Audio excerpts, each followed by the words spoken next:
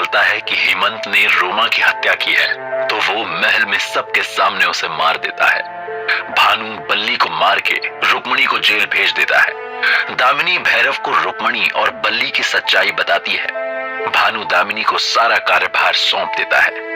आभा भैरव और दामिनी को अपनी खुशियों की मौत का जिम्मेदार समझती है और रहस्यमयी तरीके से कैद खाने से गायब हो जाती है, पर उसकी बद्दुआ दामिनी के कानों में गूंजती रहती है। अब आगे तेरे भैरव ने हेमंत का गला काटा है ना, देखना एक दिन ऐसे ही तुझे भी काटेगा। जिस तरह आज मैं अपने हेमंत के लिए तड़प रही हूं, तू भी भैरव के लिए ऐसे ही तड़पेगी। तभी अचानक भैरव ने दरवाजे पर दस्तक दी। दामिनी उसे देखकर बोली, तुमसे कुछ देर भी आराम नहीं किया जाता ना? अब ठीक हूं। वो आपके लिए चिट्ठी आई है, बिलासपुर से शाही मोहर लगी है। मुझे लगा जरूरी होगी। दामिनी ने भैरव के हाथ से चिट्ठी ली और उसे बैठने का इशारा किया, पर भैरव अपनी जगह पर खड़ा रहा। दामिनी चिट्ठी को गौर से पढ़ने लगी और भैरव दामिनी को गौर से देखने लगा। वो शायद दुनिया की सबसे खूबसूरत लड़की थी। भैरव दामिनी को ऐसे देख रहा था जैसे वो इस लम्हे को अपनी आंखों, दिमाग और याद में हमेशा के लिए कैद कर रहा था कि अचानक दामिनी ने चिट्ठी से ऊपर देखा। भैरव ने हड़बड़ा के नजर नीचे कर ली। दामिनी के चेहरे पर खुशी थी। पिताजी का खत है। वीर के बारे में उन्हें सब पता चला। वो हमारे काम से काफी खुश हैं। और आप? पिताजी खुश तो हम भी खुश। दामिनी सच में खुश थी। उसके लिए राजा का उस पर यकीन एक बड़ी चीज थी। उसने बचपन से लेकर जवानी तक अपने पिता का प्यार और ध्यान अपनी तरफ करने के लिए न जाने कितने प्रयास किए थे। आज उसे अपनी मेहनत सफल होती नजर आ रही थी। वो सच में खत पढ़ के काफी खुश हो गई थी। अच्छा ये सब छोड़, तुम्हारा जख्म कैसा है? दामिनी भैरव की तरफ आगे बढ़ी। अब ठीक है। दामिनी उसके पास आकर उसकी शर्ट की बटन खोलने लगी। जख्म पीठ पर था, पर भैरव ने दामिनी को आज रोका नहीं। वो वैसे ही वहां खड़ा रहा। दामिनी को एहसास हुआ कि शायद ऐसे अधिकार से वो भैरव के कपड़े नहीं उतार सकती। वो झट से पीछे हो गई। खड़े क्या हो, खुद उतारो। आप मुझसे कपड़े उतारने के लिए कह रही हैं राजकुमारी? भैरव ने उसे छेड़ते हुए कहा। दामिनी हैरान थी। आज से पहले वो भैरव से मजाक करती थी, पर भैरव कभी भी ऐसा कोई मजाक नहीं करता था। जी नहीं, मुझे जख्म देखना है। कौन सा? जो पीठ पर लगा है और जो दिल पे लगा है। दामिनी का गला सूखने लगा। आज भैरव की हिम्मत थोड़ी ज्यादा बढ़ी हुई थी। दामिनी पीछे होने लगी। उस दिन तुम कोई जख्म दिखा रही थी ना, जो दिल पे लगा था। भैरव ने आगे बढ़ते हुए कहा। दामिनी को वो दिन याद आया जब भैरव उसकी चोट देखने कमरे में आ गया था और दामिनी ने उसे छेड़ने के लिए ये बात कही थी। सच में चोट लगी थी मुझे। दामिनी के पीछे दीवार आ गई। भैरव अभी भी आंखों में शरारत लिए आगे बढ़ रहा था। अच्छा देखें तो जरा, कहकर भैरव ने हाथ दामिनी की गर्दन की तरफ बढ़ा दिया। दामिनी की सांसें रुक गईं। भैरव का हाथ उसकी गर्दन से नीचे सरकने लगा। दामिनी का दिल इतने जोर से धड़क रहा था कि शायद निकलकर बाहर आ जाता। भैरव ने अपना हाथ वापस उसके चेहरे की तरफ किया। सर झुकाकर दामिनी के माथे को चूमा और मुस्कुराने लगा। बस निकल गई सारी हवा। दामिनी ने कुछ देर भैरव को देखा, फिर उसका हाथ लेकर अपने दिल पर रख दिया। भैरव के दिल की धड़कन जैसे कुछ देर के लिए रुक गई थी। वो जैसे जैसे दामिनी को और जानता जा रहा था, उसका प्यार और गहरा होता जा रहा था। भैरव ने दामिनी से दूर रहने की तमाम कोशिशें करके देख ली थी। वो ये बात समझ चुका था कि अब वो दामिनी से और दूर नहीं रह सकता है। इसलिए आज उसने अपने दिल की सुनने की ठानी और उसका दिल दामिनी के प्यार के समुंदर में डूब गया। भैरव और दामिनी के बीच की सारी दीवारें उनके प्यार की आग में जल के राख हो गईं और दोनों अपने ही जज्बातों के तूफान से लड़के थक के एक दूसरे की बाहों में ही सो गए। भैरव की जब रात को आंख खुली तो चांदनी उनके बिस्तर पर गिर रही थी। उसके कंधे पर दामिनी का सर था। वो गहरी नींद में सो रही थी। भैरव कुछ देर उसकी तरफ देखता रहा और फिर खिड़की से बाहर आसमान की तरफ देखने लगा। वो चाहता था ये रात कभी खत्म ना हो। दामिनी ऐसे ही उसके इतने करीब रहे, पर रात के अंधेरे की तरह सुबह सूरज की रोशनी ने भी अपना धावा बोल दिया। भैरव ने दामिनी को सोता देखा तो उसे जगाने की हिम्मत नहीं कर पाया। उसने धीरे से बिस्तर छोड़ा और अपने कपड़े पहनकर कमरे से बाहर चला गया, पर कोई था जिसने भैरव को कमरे से चुपचाप निकलता देख लिया था। कोई था जिसे इस मिलन से बहुत दुख पहुंचा था, पर भैरव के लिए आज का दिन उसकी जिंदगी का सबसे खूबसूरत दिन था। आज उसके चेहरे पर बिन बात की मुस्कुराहट थी। अरुण ने उसे देखते ही कहा, भैरव भैया बहुत खुश लग रहे हैं, कोई बात है क्या? भैरव मुस्कुराकर आगे बढ़ गया। वो अस्तबल में बादल को नहला रहा था कि तभी उसे लगा उसके पीछे कोई आके खड़ा है। वो पलटा तो सामने सुमन थी। उसका चेहरा आंसुओं से भीगा था और उसकी आंखें रो रो कर लाल हो गई थी।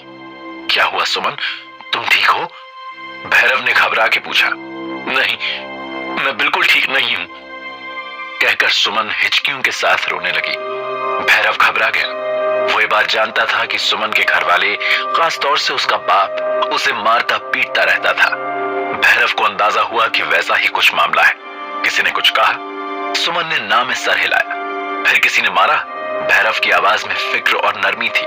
सुमन और कस के रोने लगी। क्या आपको मेरी परवाह है? सुमन ने आंसुओं के बीच में पूछा। भैरव को यह सवाल अटपटा लगा, पर एक लड़की उसके सामने खड़ी रो रही थी। वो करता भी तो क्या? बिल्कुल है, अगर तुम्हें किसी भी चीज की जरूरत हो तो मैं तुम्हारे लिए हमेशा मौजूद हूं। तुम बिना किसी झिझक के मुझसे कोई भी बात कह सकती हो। क्या आप मेरे लिए कुछ भी कर सकते हैं? हाँ, बताओ क्या करना है? तुम बस तुम रोना बंद करो। उसने सुमन को समझाने की कोशिश की। रोती हुई लड़कियां बिल्कुल अच्छी नहीं लगती। तुम्हें कोई भी दिक्कत हो तुम मुझे बताना, मैं तुम्हारी मदद करने की पूरी कोशिश करूंगा, ठीक है? भैरव ने मुस्कुरा कर कहा। उसे बेचारी सुमन पर तरस आ गया। उसके तन पर अभी भी कहीं कहीं मार के काले नीले निशान मौजूद थे। सुमन की भैरव की बात से कुछ हिम्मत बनी। उसने अपने चेहरे से आंसू पोंछे और मुस्कुरा दी। आप बहुत अच्छे हैं और तुम भी, बस अब रोना मत, ठीक है? भैरव ने मुस्कुरा कर कहा और बादल की तरफ वापस चला गया। सुमन कुछ देर वहीं खड़ी रही, जैसे भैरव से कुछ कहना चाहती हो, पर फिर बिना कुछ कहे वहां से चली गई। भैरव कुछ गुनगुनाते हुए अपने घोड़े की सफाई कर रहा था। बादल भी जैसे उसके दिल का हाल जान रहा था। आज बहुत खुश हैं हम, जानते हो? बादल ने हाँ में सर हिलाया। भैरव ने प्यार से उसकी गर्दन में हाथ डाला और अपनी नाक उसकी नाक पर रगड़ दी। बादल इस प्यार के प्रदर्शन से झल्ला के भैरव से दूर हो गया। बादल को इन चीजों की आदत इसलिए नहीं थी क्योंकि भैरव अपने प्यार को कम ही दिखाता था, पर कल रात के बाद शायद आज उसे हर चीज पे प्यार आ रहा था। सारा प्यार बादल के लिए ही है या किसी और को भी कुछ मिल सकता है? भैरव पलटा तो अस्तबल के दरवाजे पर दामिनी खड़ी थी। दामिनी ने उसके पास आते हुए कहा, हमारे कमरे में रात एक चोर आया था। चोर? क्यों? उसने तो कोई भी चीज चुरा के नहीं ली, भीख मांग के ली है, और जो कुछ मिला सामने वाले की मर्जी से मिला। दामिनी का चेहरा लाल हो गया। पर सुबह तो चोरों की तरह कमरे से भाग निकले। तुम इतने आराम से सो रही थी कि उठाने का मन नहीं हुआ। ये क्या बात हुई? हमने उठ के इतना ढूंढा, 2 मिनट तो यही समझने में लग गए कि सब सच था या सपना। दामिनी के मुंह से निकल गया। तो क्या तय किया, सच था या सपना? भैरव ने पास आते हुए पूछा। सपने से भी सुंदर सच, दामिनी ने मुस्कुरा कर कहा। कुछ देर भैरव और दामिनी एक दूसरे को देखते रहे, जैसे बाकी की दुनिया उनके लिए किसी काम की नहीं थी। दोनों एक दूसरे की तरफ झुकने लगे, जैसे लोहे को चुंबक अपनी तरफ खींचता है। तभी बाहर से सिपाहियों के हंसी मजाक करने की आवाजें आने लगी। भैरव और दामिनी हड़बड़ा के पीछे हुए। भैरव इतनी तेज पीछे हुआ कि बादल की खूंटी से टकराकर सीधा पानी की बाल्टी में जा गिरा। दामिनी और बादल दोनों ही शायद उस पर हंस रहे थे, लेकिन दामिनी ने सिपाहियों को आता देख अपनी रोबीली आवाज में कहा, आज रात को हमने छोटा सा जश्न रखा है। गांव के सभी जरूरी लोगों को बुलावा भेज दो। हमें वीर के बारे में कुछ चर्चा करनी है। दामिनी को अस्तबल में देखते ही सारे सिपाही आदर से एकदम सीधे खड़े हो गए। कोई भैरव की आगे बढ़ के मदद भी नहीं कर पा रहा था। भैरव ने बाल्टी से निकलने की नाकाम कोशिश के बीच कहा, जी मैं बुलावा भेज दूंगा। दामिनी मुंह घुमाकर चली गई। सिपाही भागकर भैरव के पास पहुंचे। 2 लोगों ने भैरव को पकड़ा और 2 लोगों ने बाल्टी को। पूरी ताकत लगाने के बाद बाल्टी ने भैरव का पीछा छोड़ा। दामिनी का मुंह तो वो नहीं देख पाया था, पर भैरव को पूरा यकीन था कि वो उसकी नाजुक स्थिति पर हंसती हुई गई थी। भैरव ने गांव के सभी जरूरी लोगों को न्योता भेज दिया था। जब वो वापस महल पहुंचा तो सुमन टोकरी लिए अस्तबल में मौजूद थी। सुमन अक्सर अपनी दादी से कुछ न कुछ बनवा के भैरव के लिए लाती रहती थी। आज क्या लाई हो सुमन?